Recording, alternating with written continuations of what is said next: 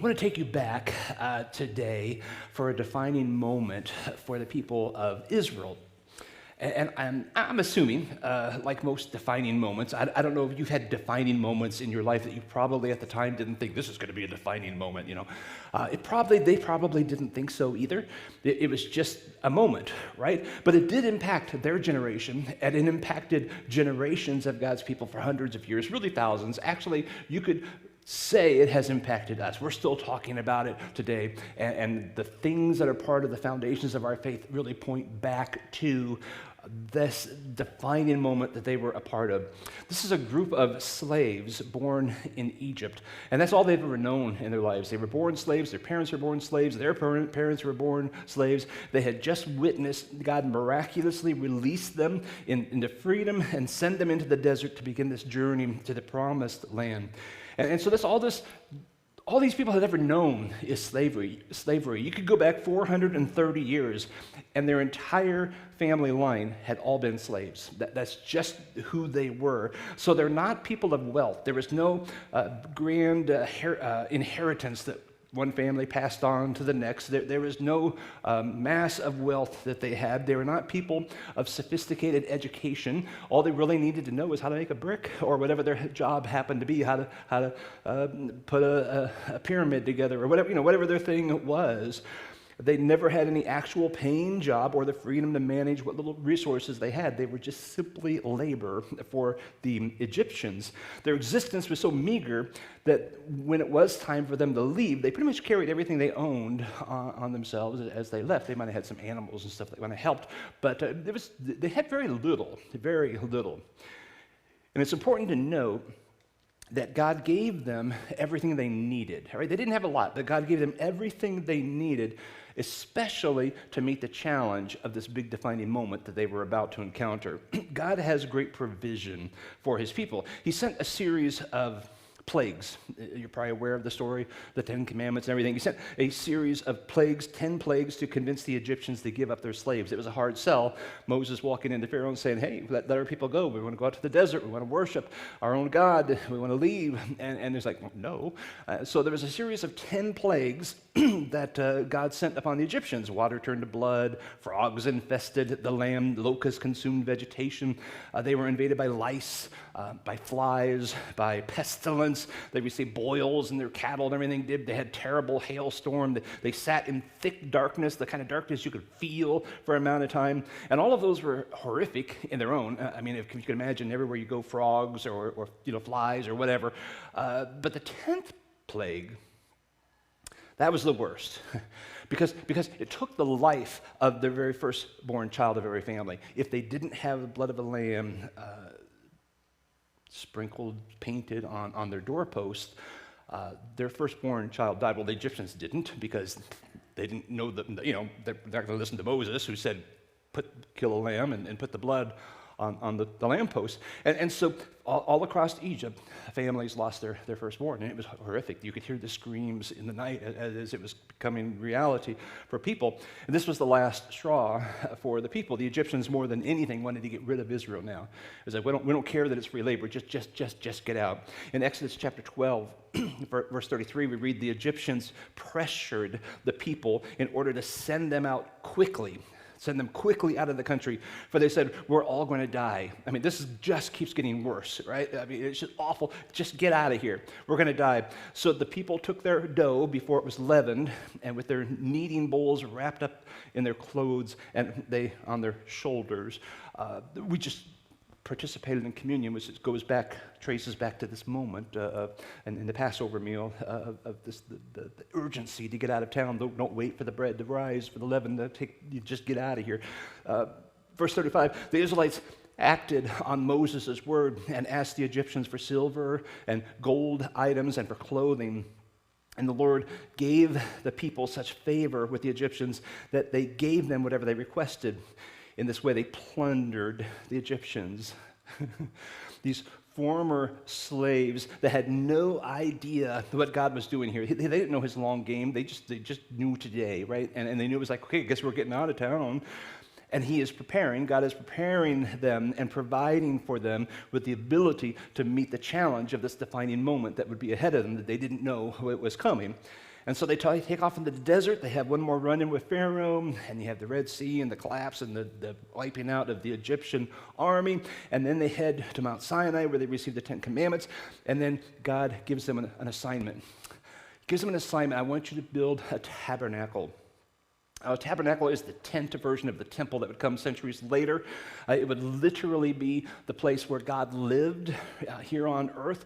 It was where the cloud by day and the fire by night originated from. It was the place of worship. It was a place where you would go to find guidance. Moses would meet with God in the Holy of Holies area of the tabernacle, a place to experience forgiveness of sins, where sacrifices and things took place to take care of the sins of the people.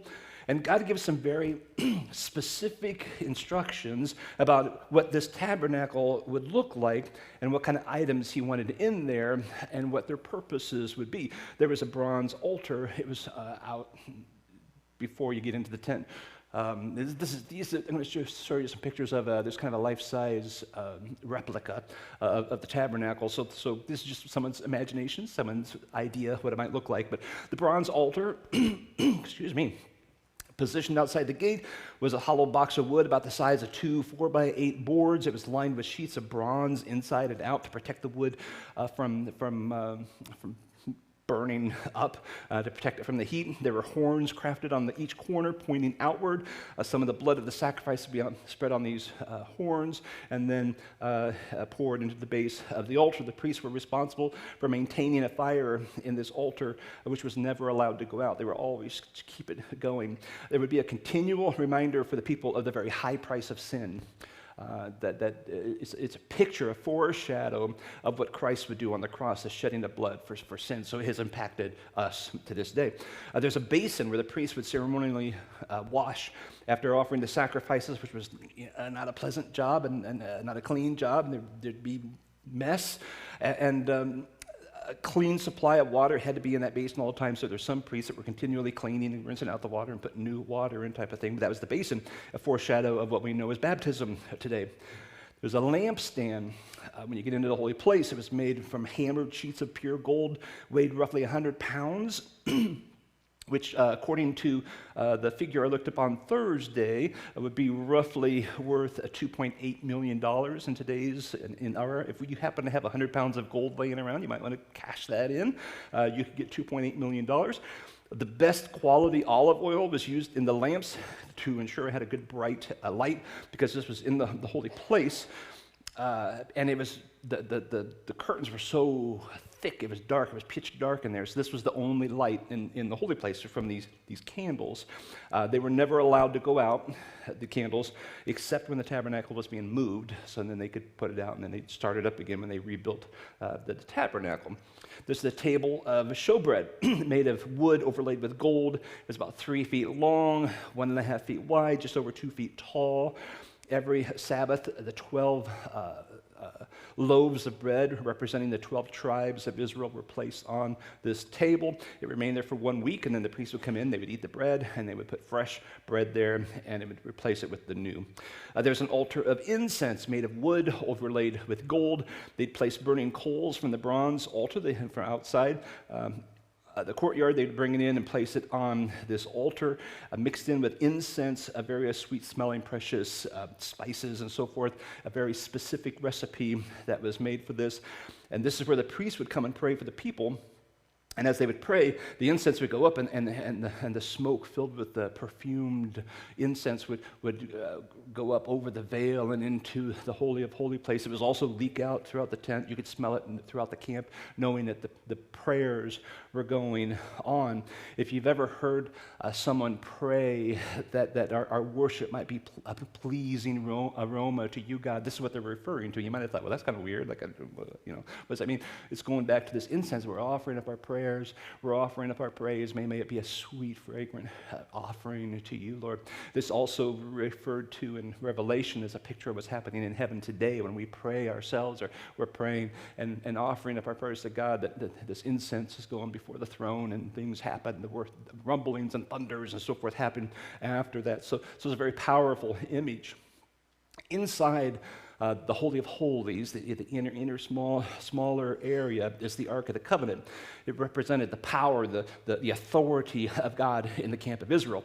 The whole sanctuary was built for this specific purpose, so that God would have a place to put this ark. It was the room where God's presence dwelt. This is where the fire came out of. This is where the smoke, the cloud of by day came out of. The ark was a wooden box overlaid with gold inside and out, about 4 feet long, 2.5 feet high and wide. The lid, known as the mercy seat, was placed on top of the ark. It was solid gold, probably about an inch thick, probably weighing about 750 pounds, which again, using math from Thursday, I don't know how much has changed, is $21.4 million or so in today's market. Pretty valuable piece of God architect there. The ark's considered to be one of the literal throne of God. It's where Moses would go and hear from God and ask questions and hears directly from him. It's where the priests for generations would go one time a year into the Holy of Holies and go to the Ark of the Covenant, and they would offer some blood from the sacrifice, and the people's sins for the year would be wiped out. So the mercy seat is called the mercy seat, that top lid there. God would forgive their sins. A beautiful picture of the coming Jesus. This is literally the most significant place on the planet. Okay, I mean, there is no place holier on earth than wherever this tabernacle was. And God just asked a bunch of slaves to fund and to build and operate this tabernacle, one that would last for hundreds of years. You think you'd maybe go to someone else to get this done, but he went to a bunch of slaves. And I'm sure everyone thought building a tabernacle was a great idea. I mean, who doesn't want to have a place to worship, right? Who doesn't want a place to experience God? Who doesn't want to have a place where they can go and have their sins forgiven and taken away from them? So people are all for it. But then God did something really unexpected, and he asked the people to fund the project. God has a request in Exodus 30. Moses said to the entire Israelite community, "This is what the Lord has commanded. Take up an offering among you for the Lord. Let everyone whose heart is willing bring this as the Lord's offering." So it wasn't to Moses, it wasn't to the leaders, it wasn't, it was to God. This is your offering to God. Take up an offering among you for the Lord. Let everyone whose heart is willing bring this as the Lord's offering: gold, silver, bronze, blue, purple, and scarlet yarn, fine linen, goat hair, ram skins dyed red, fine leather, acacia wood, oil for the light, spices for the anointing, oil for the fragrant incense, and the onyx with the gemstones to mount on the ephod, the clothing the high priest would wear for the breastpiece. It's estimated by somebody that this project probably included like 8 tons of gold and silver and bronze to build. Now, I don't know how much was gold and how much was bronze, and I haven't read anything where that separated that, how much of that was cloth, but 8 tons of gold would be like $27 million if I did the math right. Maybe it was more than that. What an intimidating request, though, for a group of slaves who've never had a job. We want to build this fantastic thing, and very specifically how I want it to look and how I want it to be, and the gold and the bronze and the silver and all these different things. And what an intimidating thought. It sounds impossible. And it would be if they were hoping only maybe a couple, 3 people would, if just 2 or 3 people chip in, we can get this thing built. And if everybody wants someone else to do it, it's not going to happen. It was going to take everybody. If everybody got involved, I read somewhere it would have been only about 1/12 of an ounce of gold per person. Now, that's just if everybody gave. I'm pretty sure everybody didn't. We don't know. But it'd be like 1 small earring per person would have built that whole thing, plus the cloth and different things. And here's where we see God's leading, because God puts it on the heart of people to provide. He already provided for them, and now he puts it on the hearts of some to give back, basically. Exodus 35, when the entire Israelite community left Moses' presence, everyone whose heart was moved, right? So God did some leading in their life. Whose heart, this is why we asked you to pray about things, right? Whose heart was moved, whose spirit prompted him, came and brought on an offering, to the Lord for the work on the tent of meeting, for all its services, and for the holy garments. Both men and women came, all who had willing hearts. brought brooches and earrings and rings and necklaces and all kinds of gold jewelry. Everyone who presented a presentation offering of gold to the Lord, everyone who possessed blue, purple, or scarlet, yarn, fine linen, goat hair, ram skins, dyed red of fine leather brought them. Everyone making an offering of silver or bronze brought it as a contribution to the Lord. Everyone who possessed acacia wood used for any task in the work brought it. Every skilled woman spun yarn with her hands and brought it. Blue, purple, scarlet yarn, fine linen. All the women whose hearts were moved spun the goat hair by virtue of their skill. The leaders brought onyx and gemstones to mount on the ephod and breastpiece, as well as the spice and oil for the light, for the anointing oil, for the fragrant incense. So the Israelites brought a freewill offering to the Lord, all the men and women whose hearts prompted them to bring something for all the work that through Moses, had commanded to be done. You kind of get the impression maybe everybody wasn't able to give. Maybe it just wasn't doable for some, because God led some. God did leading. He moved hearts. Everyone whose heart was moved, whose spirit prompted him, all who had willing hearts. It just seems to come over and over and over in those few verses there. It goes on to say that the workers started working in the tabernacle, right? The sowers sowed, the craftsmen crafted, the builders built, and all the while the people kept bringing more and more. It's just every day they kept bringing a little more, like, oh, are we done? Do we need more? Okay, they bring more.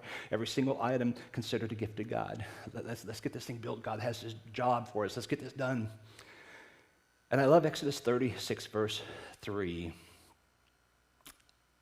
Because it tells us what happened when God leads and not man. This wasn't Moses' idea. This wasn't his. He didn't have a planning committee. Let's do a fantastic tent. That wasn't what was going on. It was a God-led thing. In verse 3, it says, the people continued to bring free will offerings morning after morning. Then all the artisans who were doing all the work for the sanctuary came one by one from the work they were doing and said to Moses, the people are bringing more than is needed for the construction of the work the Lord commanded to be done. After Moses gave an order, they sent a proclamation throughout the camp, let no man or woman make anything else as an offering for the sanctuary. So the people stopped.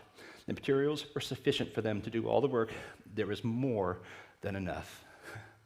How cool is that? I love the story. I love this story. God provided slaves, people who had nothing. God provided them resources. He gave them an assignment to accomplish. God requested that they fund the assignment. And then God led people to give to accomplish the assignment, the goal, to get that done. And they did give until the leaders all had to come in their areas and say, stop it. We have too much. We have too much. Now today we're concluding our Let's Go series. And we've kind of walked through the last few weeks a lot of those same things. Everything we have has been provided by God. Everything, every dime is his, not we're just stewards of what's his. We've been given this assignment to make disciples of all the world. Whatever we do, everywhere we go, we're to make disciples, bringing them to Jesus Christ. We have this goal that God's given us. We're not building a tabernacle. That's not what this is all about. We don't need $27 million.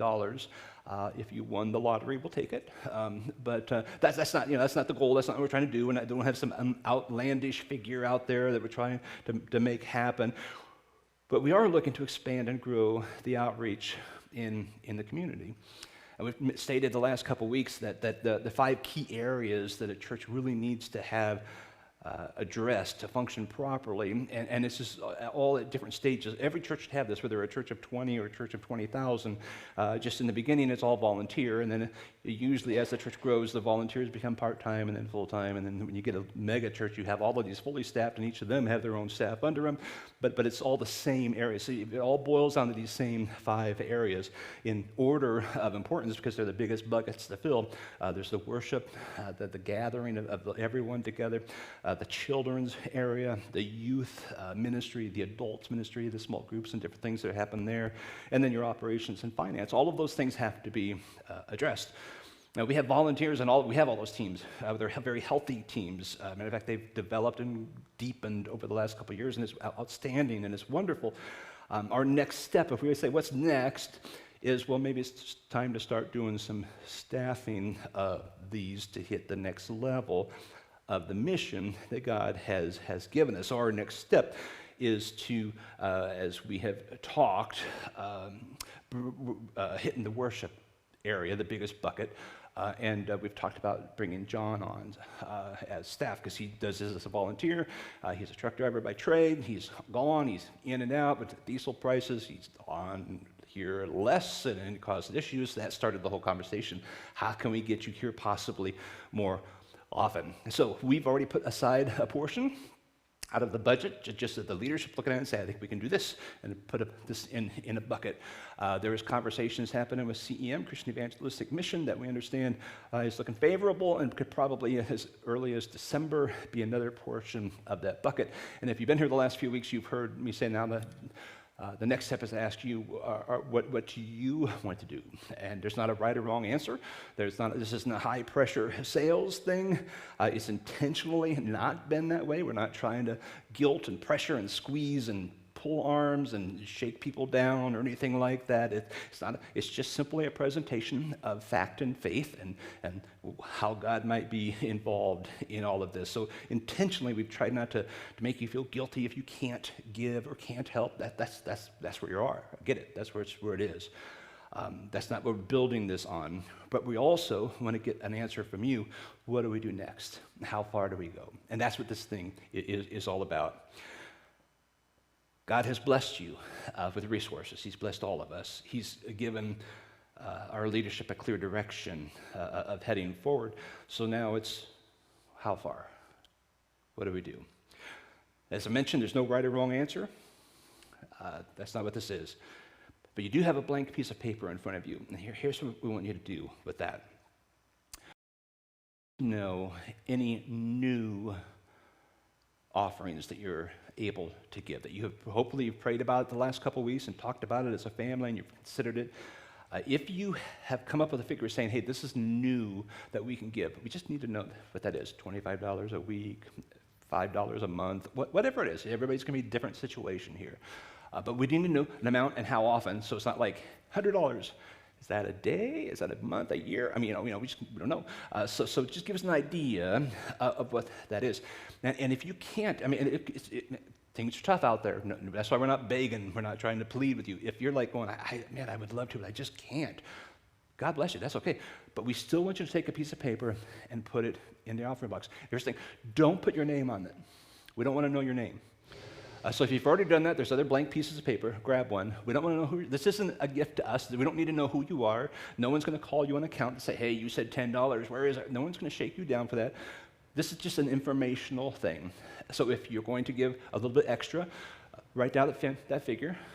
Throw that figure in the offering box so we can look at it and say, oh, looks like this is about what we have to work with.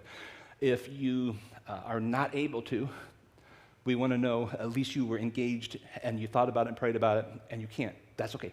Put the blank piece of paper without your name in the offering box, and we'll look at that too. We'll review the figures. Ashley and John will review the figures. We'll devise a plan based on some of these figures and what's going on. And who, I don't know what that looks like. Does that look like John continuing to volunteer? I don't know. Does it look like him being part-time? Maybe. Does it look like him full-time? I don't know.